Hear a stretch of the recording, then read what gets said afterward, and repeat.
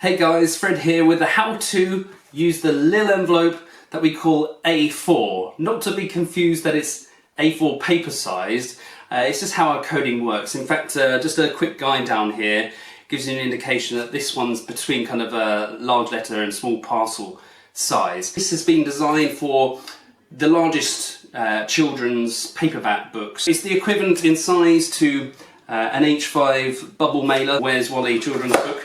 Straight in there, peel and seal off, and then using your base of your palm, a bit like kneading the bread, have enough pressure on there to seal it. That's all it needs. If you want to make it to box form, basically push in the sides, much like you would trying to force that into the bottom capacity like this. These crease points here, you want to just poke those in, if you can just see what I've done here, force that around, and basically make to complete box format. Fingers in first to create a gable top. Now this is a style I rather like, because particularly if you've got awkward bulky sized items, that can really help you get around something that if it's bulbous at one end and then tapered at the other, and it looks cute. SURF method: sustainability, unboxing experience, reduced returns and faster fulfillment.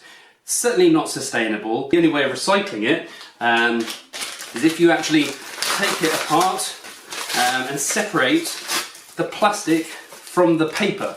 Now who does that? In terms of an unboxing experience, well, I can't think of much worse than receiving something really special in a bubble mailer. How little corner protection you get in a bubble mailer.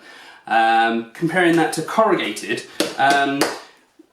even the item inside, very rarely, well, it can't get closer to the edge. If I just load it with one of these, it actually can't get close enough to the edge. It's sitting about here actually, to actually result in corner damage. It's quite easy to feel an item inside a bubble mailer. Again, that's something you don't get with corrugated. From a peel and seal point of view, it's impossible to make bubble mailers with an overhanging release paper, and that's what makes it fast to peel off with your fingers rather than having to use your fingernail like you do with these things. Our largest client actually increased their speed of fulfillment by 25% with a simple, basically, message that anything in high volume is always loaded on the long edge because it's faster insertion.